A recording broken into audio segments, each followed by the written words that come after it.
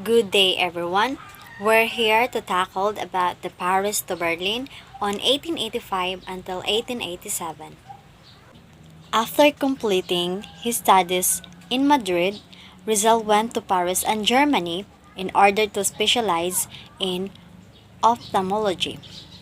He particularly chose this branch of medicine because he wanted to cure his mother's eye ailment. So it's because that's why Rizal also studied medicinal or being a doctor because he want to cure his mother because his mother is almost blind. So that's why he chose that course. Then he served as assistant to the famous oculist of Europe. He also continued his travels and observations of European life and customs, government and laws in Paris, Heidelberg, Leipzig, and Berlin. In Berlin, he met and befriended several top German scientists like Dr. Fyodor Jagor, Dr. Adolf B. Meyer, Dr. Hans Meyer, and Dr. Rodolph Virchow. His merits as a scientist were recognized by the eminent scientists of Europe. In Gay Paris on 1885 until 1886, shortly after terminating his studies at the Central University of Madrid, Rizal, who was then 24 years old and already a physician, went to Paris in order to acquire more knowledge in ophthalmology. So we all know that ophthalmology is all about the operating of the eye of a person when a person is almost blind or the eye of a person is need to cure. So that's why. So as what I said earlier, that Rizal took this kind of course because he want to cure his mother's eye. And then on his way to Paris, he stopped at Barcelona to visit his friend Maximo Viola, a medical student and a member of a rich family of San Miguel Bulacan.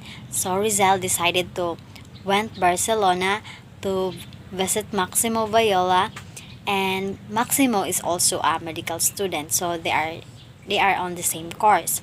He stayed for a week, during which time he befriended Senor Eusebio Coromenas. Coromenas is an editor of the newspaper called La Publicidad and made a crayon sketch of Don Miguel Moraita, owner of La Publicidad and a statesman. He gave editor Coromenas an article on the Coraline's question, then a controversial issue for publication. In November 1885, Rizal was living in Paris, where he sojourned for about 4 months. He worked an assistant to Dr. Louis de Wickert on 1852 until 1906, leading French ophthalmologist from November 1885 to February 1886. So he rapidly improved his knowledge of ophthalmology. So Rizal worked as an assistant to Dr. Lois. Dr. Lois is a French ophthalmologist. So that's why Rizal become an assistant of him because Rizal want to add more knowledge about ophthalmology. As revealed by his letter to his parents on January 1, 1886, with respect to the study of the ailment of the eyes, he said to the letter that I am doing well. I know now how to perform all the operations. I only need to know what is going on inside the eye, which requires much practice. So, Rizal wrote a letter to his parents that he still need to stay at the Paris to practice more about the inside of the eye. Then, outside of his working hours at Dr. Wickert's clinic, Rizal relaxed by visiting his friends, such as the family of the Pardo de Taveras, Trinidad Felix and Paz, Juan Luna and Felix Resurrection Hidalgo. Paz Pardo de Tavera was a pretty girl who was engaged to Juan Luna. On the album of this girl, Rizal drew a series of sketches on the story of the monkey and the turtle. At the studio of Luna, Rizal spent many happy hours. He discussed with Luna, the great master of the brush, various problems on art and improved his own painting technique. He helped Luna by posing as model in several paintings. In Luna's canvas, The Death of Cleopatra, Rizal posed as an Egyptian priest. In another of Luna's great paintings, The Blood Compact, he posed as Sicatuna with Trinidad Pardo de Tavera taking the role of Legazpi. Rizal had no natural aptitude for music, and this he admitted. But he studied music because many of his schoolmates at the Ateneo were taking music lessons.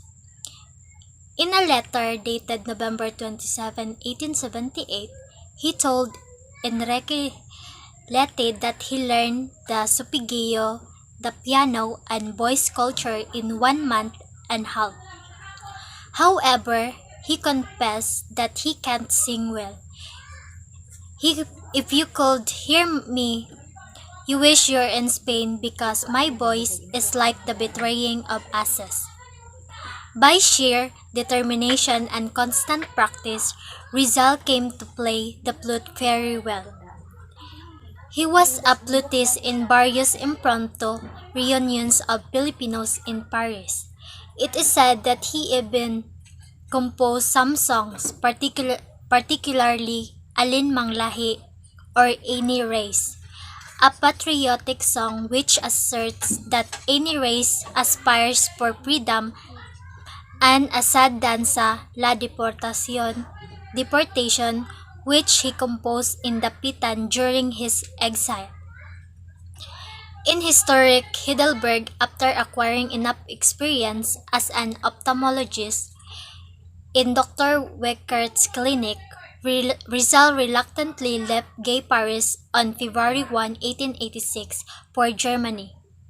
He visited Strasbourg, capital of Alsace-Lorraine, and other German border towns. On February 3, 1886, he arrived at Heidelberg, a historic city of Germany, famous for its old university and romantic surroundings.